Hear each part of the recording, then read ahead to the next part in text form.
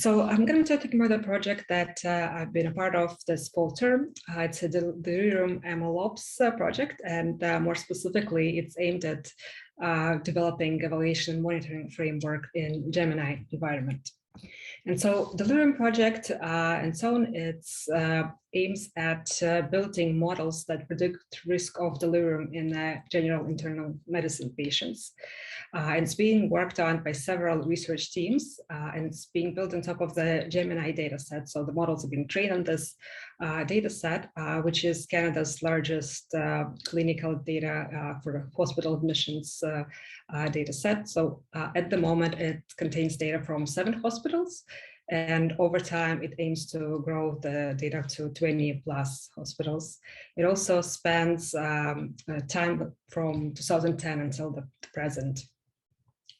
Now, Vector's role in this project is not so much as to develop the models, but to build tools to do the rigorous evaluation and the continuous monitoring of the models with the aim of deploying them in a clinical setting in a way that will still ensure that the models continue performing well over time.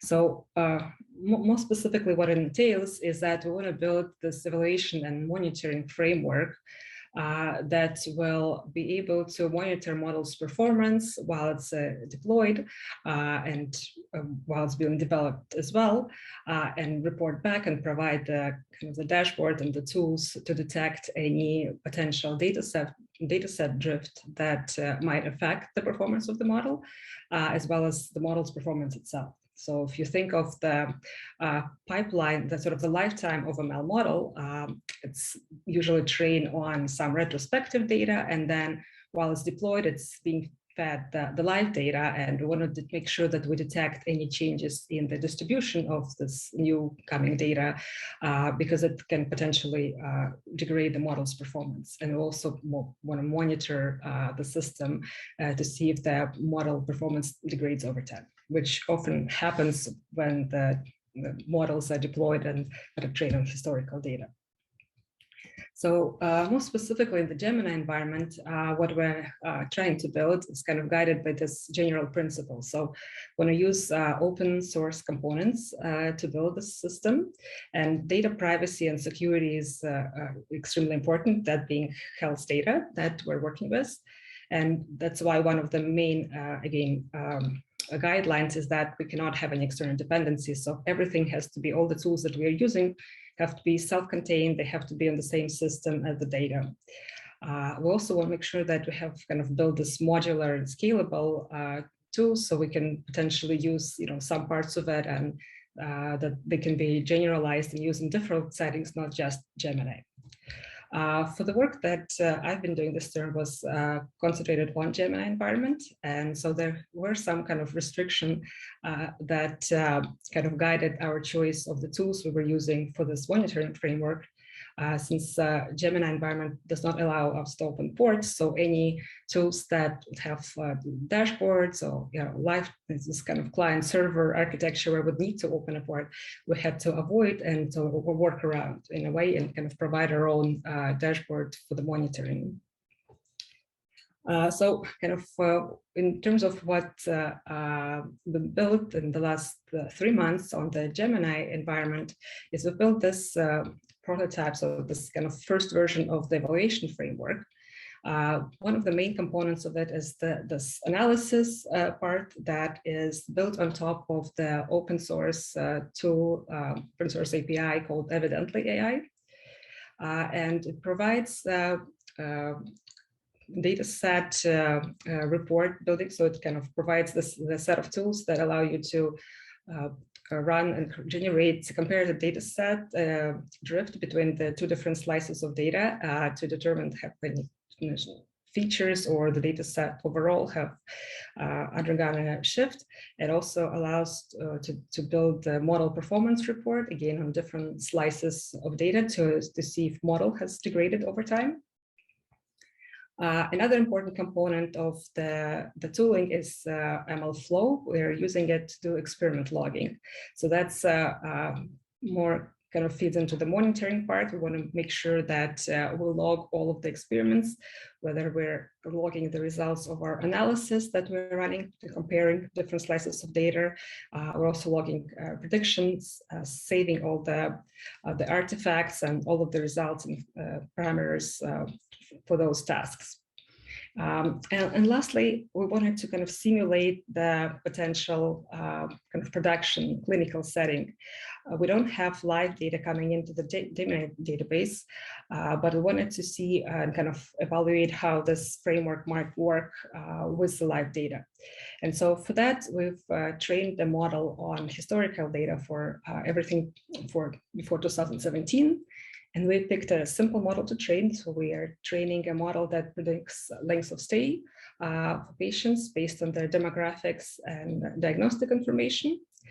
And then using this model trained on all the data before 2017, we've simulated this continuous pipeline where we have a simulation of this data coming in, new data coming in from the beginning of 2019 until the current moment. And we run it through the pipeline of data extraction, prediction, and then analysis, where we analyze both model performance and dataset drift.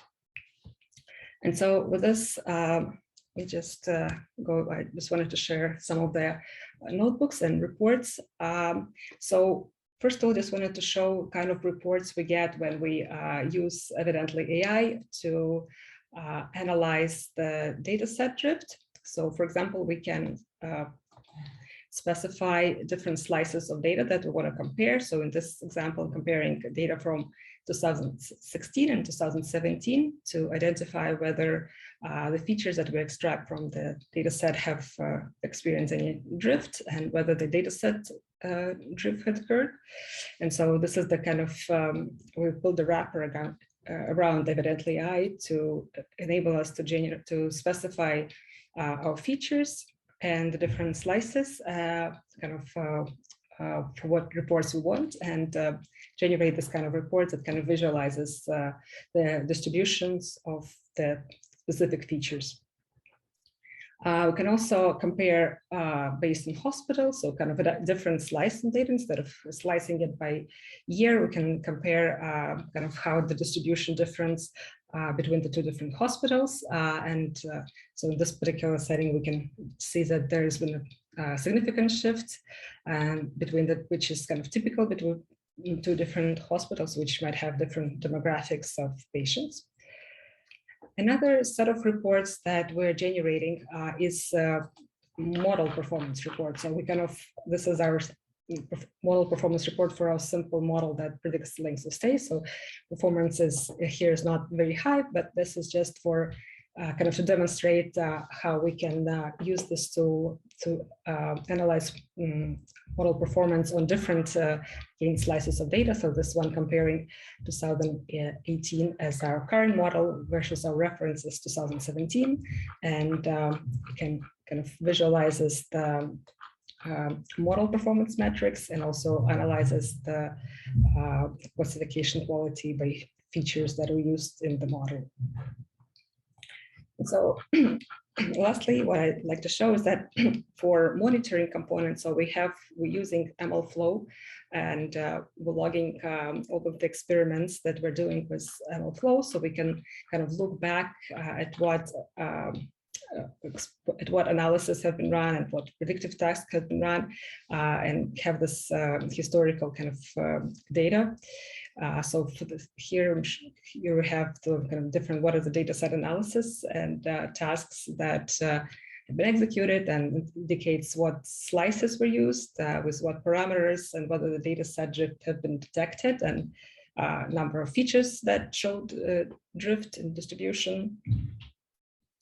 And we can use this as well when we look in this kind of continuous pipeline simulation. So for our continuous pipeline simulation, as I mentioned, we've trained a model for everything up to including 2017, and then ran it, pretended that we get live data from that point on.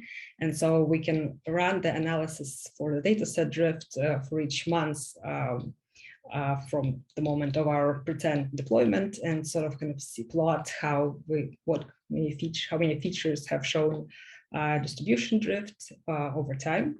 So it can be an important tool to kind of monitor the changes in the data coming into the system. And another thing that we can show our model performance as well over time, from the moment that it's going to be deployed to looking at the performance for each month since.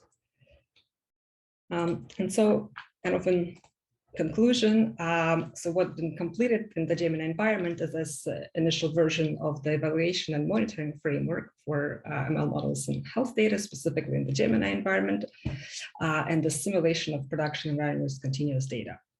And in terms of for next steps for the project, it's this kind of evaluation framework. We're kind of planning to add more analysis techniques to that. So kind of not just looking at individual feature distribution drift, but looking into more sophisticated techniques to determine data set drift. And also just evolving the components so they can be transferable and not necessarily specific to GEMINI. So there's a lot there already that makes that easily transfer to other settings, but there still needs work. There's work remains in that regard. That's it for me. Thank you.